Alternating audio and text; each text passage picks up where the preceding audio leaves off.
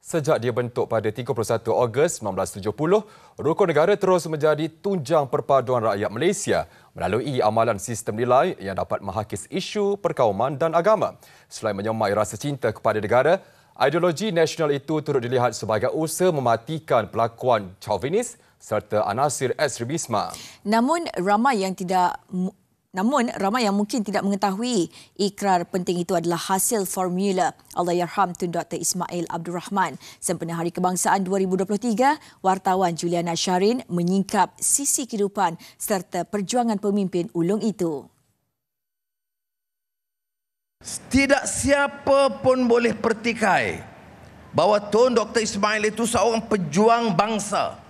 Soal nasionalis tulen, soal pejuang kebangsaan. Demikian titipan ingatan Perdana Menteri Datuk Seri Anwar Ibrahim terhadap jasa serta sumbangan nasionalis tulen itu.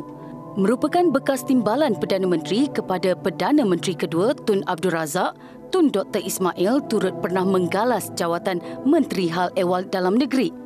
Ketokohannya nyata menyelah ketika turut bersama menerajui Majlis Gerakan Negara Mageran sebagai timbalan pengerusi dalam mententeramkan situasi porak-peranda negara ketika insiden 13 Mei tercetus.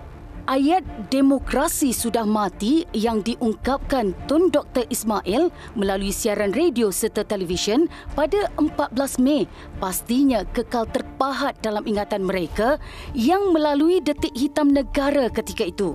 Namun ia nyata relevan sehingga hari ini dengan menjadi peringatan agar kontrak sosial terus dihormati semua pihak melalui penghayatan prinsip rukun negara. Arwah cuba mengutamakan prinsip rukun negara dan mengutamakan prinsip-prinsip kedamaian dan mengutamakan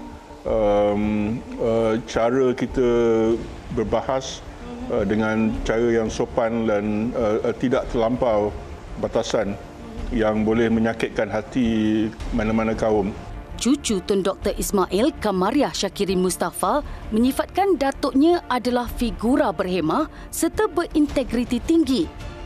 Ia dapat dilihat melalui kisah yang diceritakan ibunya mengenai kedatangan seorang wanita ke kediaman keluarganya membawa sebakul sayur-sayuran sebagai imbalan untuk membebaskan anaknya dari penjara.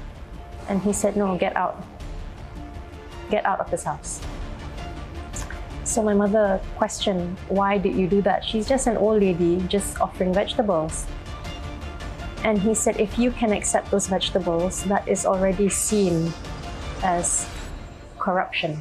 Menjadi anak Melayu pertama lulusan ijazah perubatan dari Universiti Australia, Tun Dr. Ismail juga adalah duta pertama Malaysia ke Amerika Syarikat pada tahun 1957. Tokoh diplomat itu turut melakar sejarah di pentas Pertubuhan Bangsa-Bangsa Bersatu PBB apabila muncul dan berucap dengan busana Melayu lengkap beserta tanjak. Lebih menarik, keris yang dibawanya ketika itu dikatakan senjata pertama yang pernah dibawa masuk ke Perhimpunan Agung berkenaan.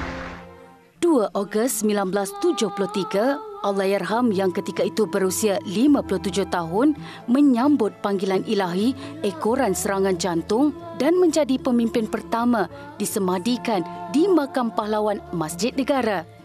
Allahyarham Tun Dr. Ismail Abdul Rahman, negarawan yang tiada galang gantinya.